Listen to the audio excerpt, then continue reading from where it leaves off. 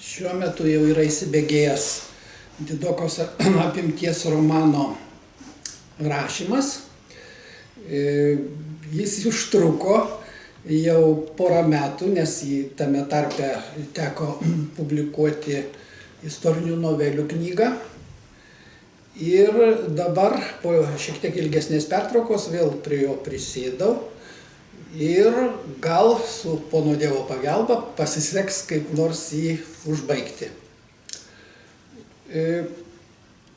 Turiu pasakyti, kad nors gal šito prisipažinti ir nereiktų, kad jame yra ne tai, kad kopijų ir pamėgdžiamų, bet gana ryškiai ir neabejotinai susijusių su mano autobiografijos įvykiais ir įvykėliais momentų. Nu ir žinoma, kaip ir dera romanui, o ne kažkokiai memuarų knygai, yra ir jau visai sugalvotų dalykų, kurie įvyko jau netgi su mano bičiuliais, arba kartais ir su visai nepažįstamais, arba labai mažai pažįstamais žmonėmis. Įvykių aibės, gal net kartais pagalvoju, gal truputį daugoka, bet ir gyvenimas mano nebuvo iš tokių labai vienareikšmiškai paprastų. Jau vien tas pasakymas, kad teko mokyklą užbaiginėti, mokytis Klaipėdos mieste, kuris tuo metu buvo daugiau apgyvendintas kitakalbių, rusų ir lietuvių. Ir buvo dvi iš viso mokyklos pilnos, tai viena lietuviška mokykla, kurią šiandien pavadintumėm gimnaziją, ir viena rusiška. Tai taip, kad daug ką fantazuoti ir nereikėjo, nes ir autoriaus, ir žmonių, su kuriais teko bendrauti, gyvenimai buvo labai sudėtingi, prieštaringi, kartais dramatiški, kartais net labai dramatiški. Gynėja ištrauka iš istorinio romano, gal biografinio romano, autobiografinio iš dalies teksto. Sauliaus ir Aldonos pažintis lyg ir gražiai, bet tektų pripažinti ganėtinai banaliai prasidėjusi Arklių klube, tame pačiame klube galėjo ir pasibaigti. Ir pasibaigti tragiškai. Kiek detaliau prisiminant to vakaro nuotaikas ir įvykius, tai gal vertėtų pasakyti, kad kai tik 3 muzikantų orkestrėlis išėjo trumpam atsipūsti ir iš plokštelės suskambo valso Dunojaus bangos melodija, Saulius pagaliau suprato, kad jau pats laikas pašokdinti Aldą. Priėjus artin parūpą pakvailioti ir jis jai nusilenkė, pamirštinai mandagiai, gal net kiek ceremoningai, lyg kokiai nepažįstamai aukštuomenės damai. Taigi po akimirkos jau sukosi pačiame šokio aikštelės viduryje. Tiesą sakant, šokti su jo valse buvo vienas malonumas, visai priešingai negu kokį greitą fokstrotą. Bet juk ji iš tikrųjų buvo sutverta šokti valsams, nes buvo gal tik keliais centimetrais už jį žemesnė, lieknos figūros ir bent jau šį šokį šoko tiesiog fantastiškai, lengvai atsiliepdama į kiekvieną jo kūno judesį. Juk ir šį kartą Saulius paskubėjo išvesti, kol aikštelėje šoko tik viena, kita pora, ir nerizikuodama su kuo nors susidurti, juodu galėjo sukti sutartinai, iš lėto, tartum susilieję į vieną kūną. Ir vis dėlto Sauliui buvo paranku, kad šokančiųjų buvo nedaug. Tad tai viename, tai kitame, ne per didžiausios salės pakraštyje, atsirasdavo didokos, tuščios ir saugios erdvės, kuris galėjo sukti Aldą plačiai ir nekliudomai. Įsmeigęs akis, Saulius žiūrėjo Aldos veidą, nušvitus iš vidaus. Tomis akimirkomis jam atrodė tokia graži ir tokia sava, kad jis absoliučiai nieko nematė, kas vyksta aplink. Ir tada kažkas jos taip stipriai atsitrenkė, kad Saulius prarado lygsvarą ir griūtė užgriuvo Aldą. Ši parklupo ir būtų pargriuvęs ant nugaros, šokantiems po kojomis, bet paskutinę akimirką Saulius suskubo sugriebti ją už pečių. Ir tik tada jis pakėlė akis ir apsižvalgė. Akimis ieškodamas, koksgi nevėkšla, taip brutaliai ir su tokia jėga jos atsitrenkė. Ilgai darytis neprisėjo, nes vos už poro žingsnių nuo jo ir Aldos nemašokdamas, o iš tikrųjų tik trypčiodamas vietoje, lyg narve uždarytas pavojingas plėšrūnas, visų kūno atsigręžęs į Saulių, dunksojo lieso veido, skustagalvis jaunas vyras, su nežinia kada kreivai ant skruosto įrėžtų sugijusių randų. Tasai tipas spoksojo į Saulių tokių įžūlių ir paniekinančių žvilgsnių, kad šio gyslose užvirė kraujas. Tiesą sakant, tas skustagalvio randą Saulius pastebėjo akimirką vėliau, kai jiedu grėsmingomis pozomis jau stovėjo vienas prieš kitą. Užtat jis būtų galėjęs bet kam tvirtai paliudyti, kad jau tą pačią akimirką, kai išvydo tą plikais nuskustą galvą ir neapsakomai įžūlę fizionomiją, suprato, su kuo turi reikalą, pagalvojo, iš kur tą zeką čia velnias atnešė. Ir vis dėlto pirmas išsižiojo ne Saulius, kol baisiausiai niršęsis mintise rinko piktus žodžius, nes juk buvo aišku, kad su šitokia jėga atsitrenkti netyčia buvo tiesiog neįmanoma, zekas pašaipiu balsu viauktelio. Ar nematai, kad žmonės šoka, tu žlibas nususėlį? Painiesi čia po kojomis lyg šūdo gabalas, gal reikia to veizolus pravalyti? Aš painiojusi? Tai tu lyg aklas aplink save nieko nematai. Sauliui rūpėjo atsiskirsti taip pat grupiai ir žaidžiai, panašiai kaip tas bjaurybė, tačiau per tą nelemtą susinervinimą ir jaudulį jam nepasisekė ant greitųjų parinkti reikiamus žodžius. Kai jau ženkliai vėliau atmintyje persuko tą savo apsižodžiavimo su skustagalviu juostelę, pašėlai sėjant savęs niršo. Juk ir vėl, kaip jau ne kartą, jam yra buvę panašiose konfliktinėse situacijose nesuvaldamas įsiūtis, taip užstrigdė smegenų sraigtelius, kad jie sustingo tartum negyvi ir nepadėjo parinkti tokį patį žeidų atsikirtimą. Ir kokia iš to nauda, kad jau po viskam įsižeidžių žodžių sugalvojo. Šaukštai buvo po pietų. Tu čia man dar burbėsi, skystakiauši. Ir Saulius, lyg tuščiagalvis vaikėzas, kurs ant greitųjų savo žodynė nesugebėjo rasti jokio panašiai situacijai tausojimo žeidžiančio žodžio, tai stengė prikimusių balsų riktelį. Pats tu skystakiaušis.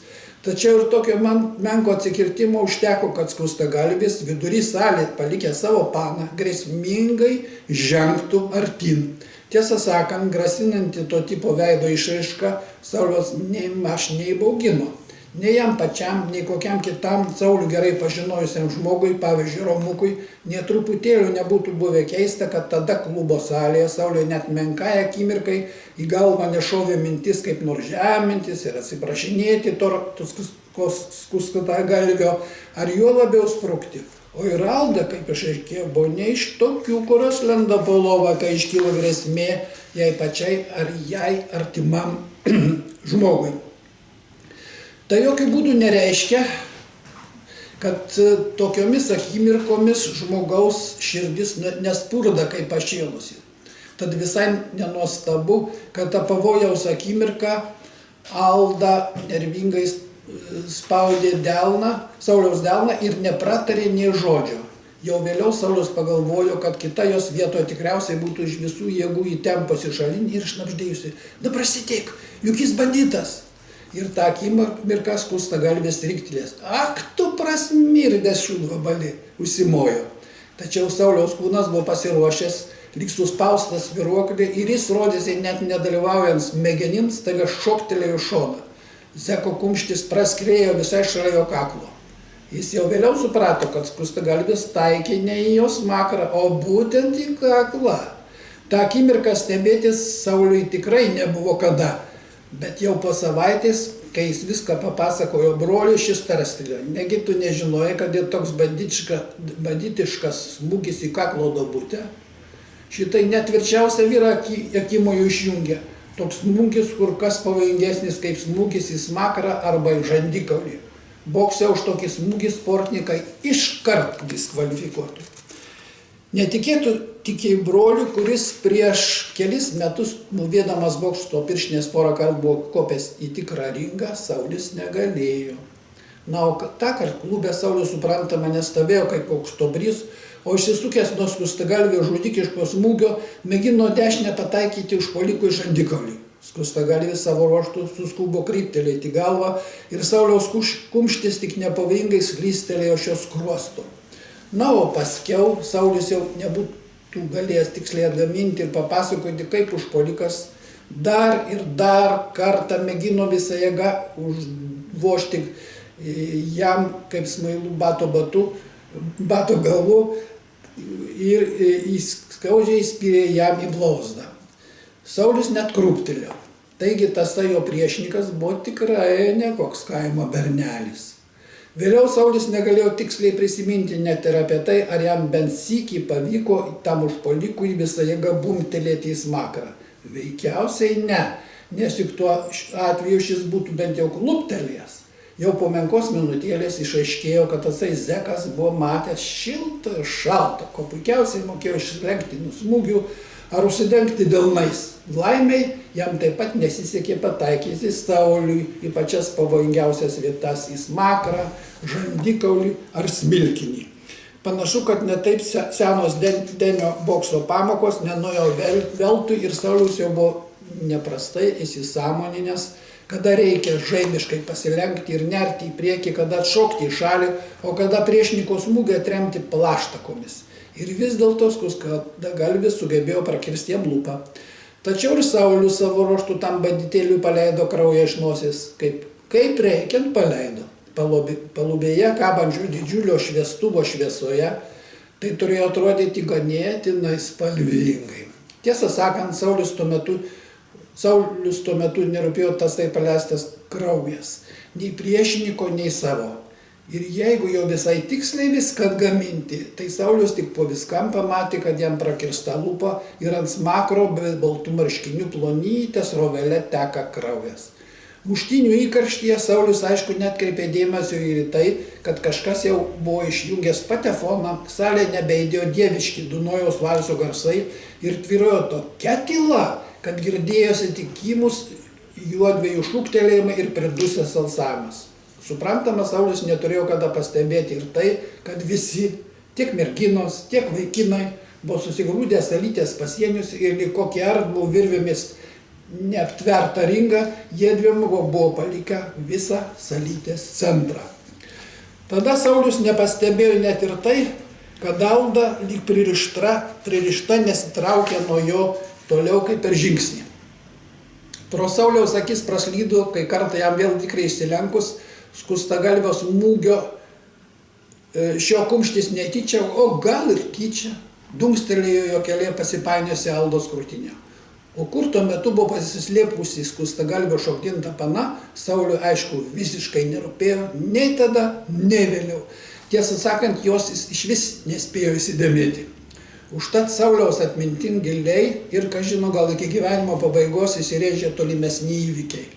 Nors jie truko tik kelias sekundės, tačiau tuo metu Sauliui atrodė, kad tęsiasi ištisą amžinybę. Dievaži keista, kad peilį zeko rankose Saulius pamatė tik tada, kai staiga jo akiplotėje atsidūrusi Alda lyg lūšis randuota jam užšoko ant nugaros. Ji apglėbė šį per pečius, stengdamas geležinių lankų surakinti rankas.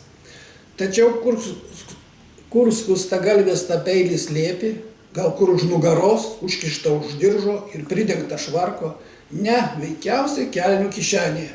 Tiesą sakant, šie spėliojimai Sauliai parūpo vėliau. Kur kas vėliau? Vėliau Saulius įsiaiškino ir tai, kad peilio geležtė lyg nuodingos gyvatės gelonės lindėjo kreumuose ir tik paspaudus mygtuką jų galų galiai iššokdavo. Ir kokiu stebuklingų būdu Alda sugebėjo tą peilį pamatyti. Lemtingai pamatyti, anksčiau už Saulių. Gal kaip tik tą akimirką, kai Saulius išsisukdamas nuo pakartotino spyrio vėl nutaikyto jo blauzdą suskupo atšokti į šalį, skustagalvis tą nelemtą peilį ir įsitraukė. Kai pagalvoju, to zeko protelės turėjo visai užtemti, jeigu šitiekos liudininko akivaizdoje jis ryžosi panaudoti tą banditišką įnagį.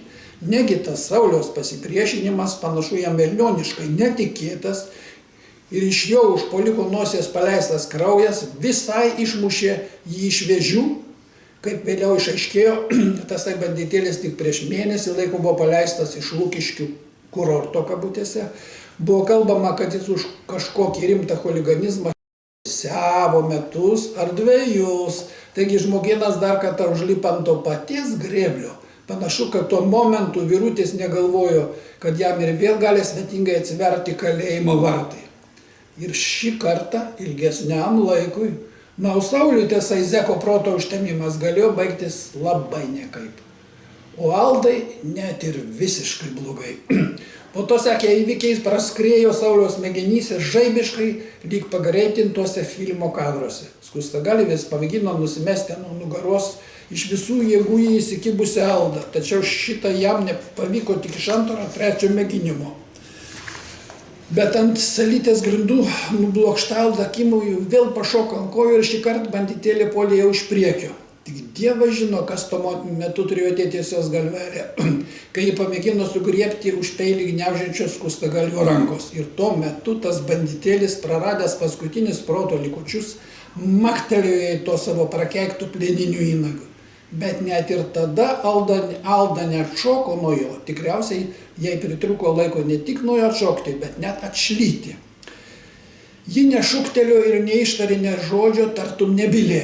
Ir tik tada, kai jis Skustagalvis įsikirtę Aldos pirštai atsigniaužė ir jį kažkaip keistai, nejaukiai nugriuvo ant parketinių grindų, nuo užpuoliuko akių tartum nuslinko pamišimo valkius.